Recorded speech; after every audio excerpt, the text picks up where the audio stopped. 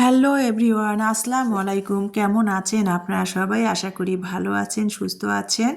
তো আমি এখানে ব্রয়লার চিকেন দিয়ে শীতকালীন সবজি দিয়ে একটু চিকেন সবজি নুডলস রান্না করব, ম্যাগি নুডলস আর কি। তো চিকেন সবজি নুডলস রান্না করার জন্য প্রথমে ব্রয়লার চিকেনটা ঠুমা ঠুমা করে কেটে তারপরে কিন্তু আমি এখানে তেলের মধ্যে লবণ দিয়ে ভেজে নিয়েছি।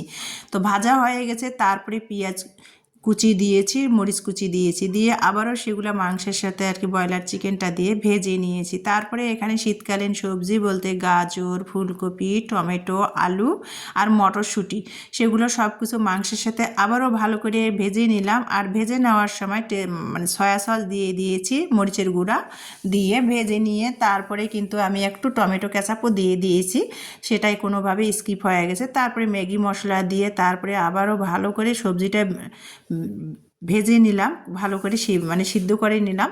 তো যখন সবজিটা প্রায় সিদ্ধ হয়ে এসেছে, ভাজাও হয়েছে, তারপরে কিন্তু আমি মানে ভাপ দিয়ে নিয়েছিলাম আর কি ম্যাগি নুডলসটা, সেটা দিয়ে আমি সকালের নাস্তাটা বানিয়ে নিলাম। চিকেন সবজি নুডলস সকালের নাস্তা। আর সকালে একটু চা না হলে চলে বলেন, শীতের যখন সিজন, একটু সকালে চা খেলে শরীরটা অনেকটা সতেজ লাগে।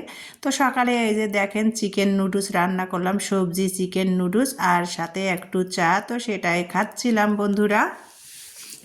আর অপর পাশে আমার প্রিয় আপুদের আর কি আমি সাপোর্ট করতেছিলাম। আমার যেহেতু দুইটা মোবাইল, তো সেটা দিয়ে একটা দিয়ে ভিডিও করতেছি আমার ভালো লাগাগুলো, আর একটা দিয়ে আমার প্রিয় আপুদের পরিবারে যে সাপোর্ট করতেছিলাম, তাদের আর কি ভালোবাসার সাথে তাদের ভিডিওগুলো দেখতেছিলাম আর আমার ডেইলি লাইফের কাজকর্মগুলো করতেছিলাম। তো দেখেন তারপরে কিন্তু এখানে সকালে আমি যে চিকেন সবজি নুডলসটা রান্না করলাম, তারপরে সেটা খাওয়ার পালা। এখন আমি খাচ্ছি, না খেলে আবার কি হবে বলেন তো, নুডলসটা আবার রাগ করবে না, তাই না? তো এই যে সকালবেলা নুডলসটা খেয়ে নিচ্ছি আর কি। আর সাথে টেস্টের জন্যে তো আর কি একটু টমেটো কেচাপ দিতেই হবে, তা না হলে হয় বলেন?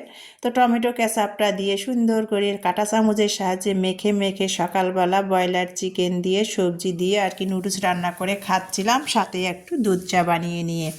তো এই যে খাচ্ছি আর কি। আর চিকেন দিয়ে যে আর কি, আর শীতকালীন সবজি দিয়ে যে আমি নুডলসটা রান্না করে নিয়েছি, খুবই কিন্তু মজা হয়েছিল।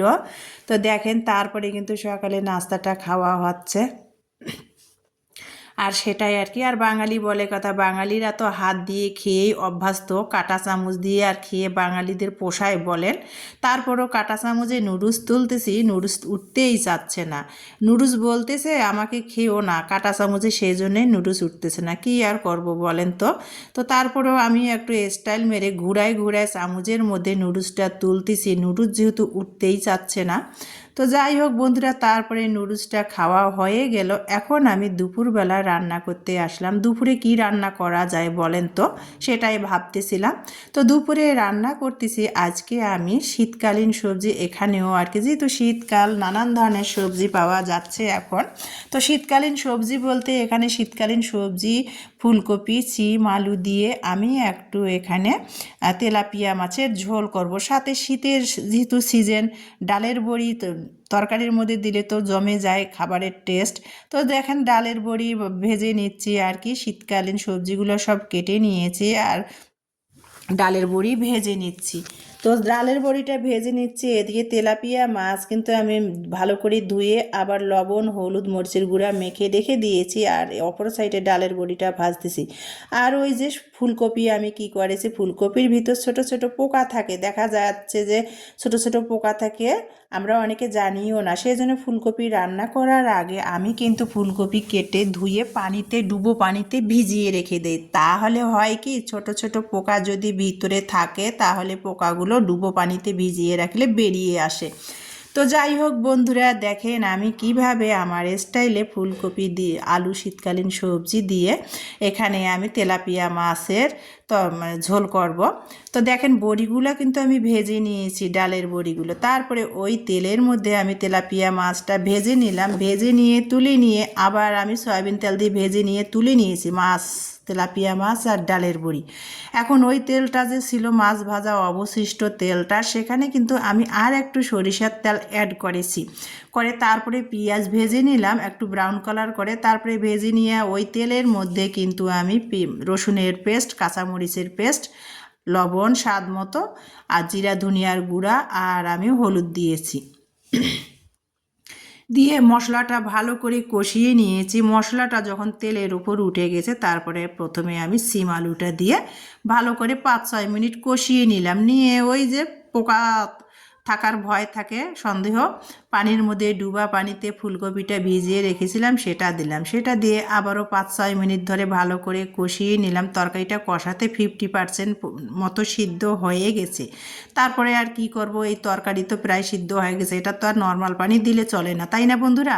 তো এটাতে আমি চুলার মধ্যে পাশে গরম পানি করে নিয়ে তরকারিতে দিয়ে ঢাকনা দিয়ে তরকারিটা যখন বলক তুলে এসেছে তখন কিন্তু এই যে ভেজে রাখা ডালের বড়িটা দিয়ে দিলাম। দিয়ে তারপরে এখন কিন্তু আমি ভালো করে নেড়ে চেড়ে ভেজে রাখা তেলাপিয়া মাছটা দিয়ে দিব।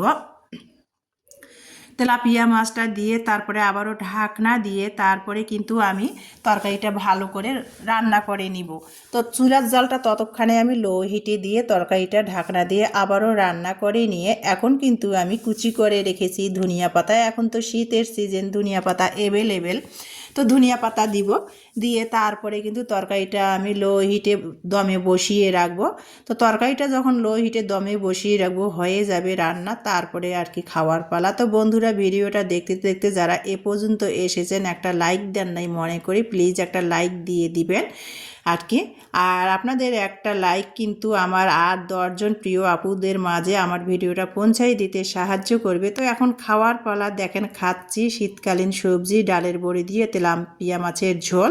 তো আজকের ভিডিও এই পর্যন্ত, আল্লাহ হাফেজ।